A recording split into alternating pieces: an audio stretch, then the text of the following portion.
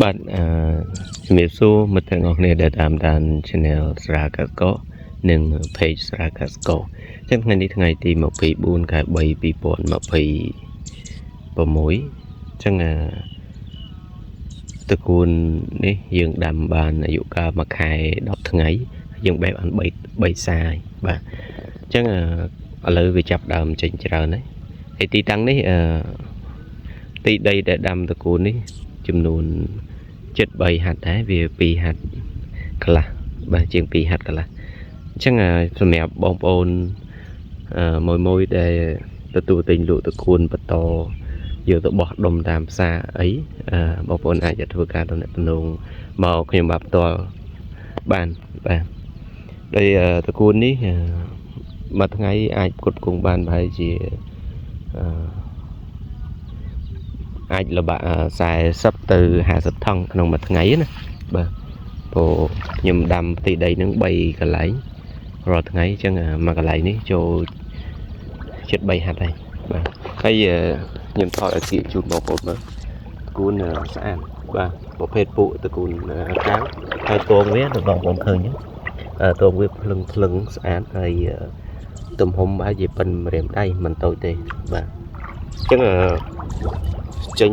គ្រប់ស្រែបាទវាចាប់ដើមចេញព្រួយស្អាតហើយពេញប្រមូលផលហើយអាយុប៉ុណ្ណេះណាហើយទីដីដែលខ្ញុំដាំទីតាំងមួយណាក៏ដូចទីតាំងមួយណាដែរចន្លោះរងគឺខ្ញុំដាំឲ្យជា4 ម៉ែត្រចន្លោះពី1 រងទៅ1 រងណាបាទ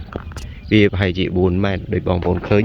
តើគូនេះមិនមែនខ្ចីមិនមែនខ្លីណាបាទបោះចេញពីទងប្រហែលជា1 ម៉ែត្រ1 ម៉ែត្រពីទឹក1 ម៉ែត្រមកទឹកឯងអញ្ចឹងនៅចន្លោះរងនៅធំនៅដែរអញ្ចឹងយើងដាំរបៀបនេះយើងប្រមូលផលបានយូរបាទហើយទងក៏មិនអន់ជាងគេដាំញឹកដែរកាលណាបងប្អូនដាំញឹកបងប្អូនឆាប់ប្រមូលផលដូចឆាប់ប្រមូលផលប៉ុន្តែក៏វាឆាប់ចាស់ដែរហើយបើសិនជាដូចទីតាំងខ្ញុំដាំបងប្អូនឃើញ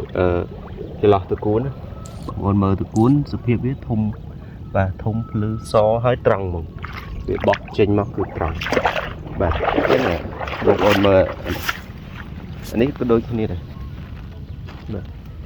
គឺវាបោះដូចបងប្អូនឃើញទងវាគឺធំប៉ុននិយាយទៅប៉ុនម្រាមធំជាងម្រាមដៃហើយបងប្អូនមើលចន្លោះតកូនគឺសុទ្ធនិយាយសុទ្ធតែដាំធំជាងដូចគ្នាហើយដើមវាក៏ត្រឹសបាទនិយាយទៅដើមវាចេញមកត្រង់ហ្មងត្រង់ធំហ្នឹងហើយអញ្ចឹងអរគុណច្រើនណាហើយចំពោះបងប្អូនដែលចូលមើលថ្មីសូមជួយ share បន្តផងហើយសង្ឃឹមថាបងប្អូន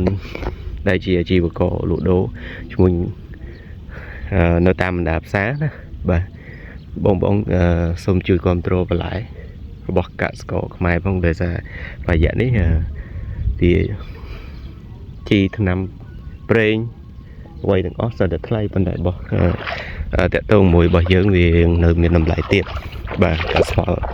ដែលកសិករផលិតបានវាទាបបាទអរគុណច្រើនជួបគ្នានៅវីដេអូក្រោយ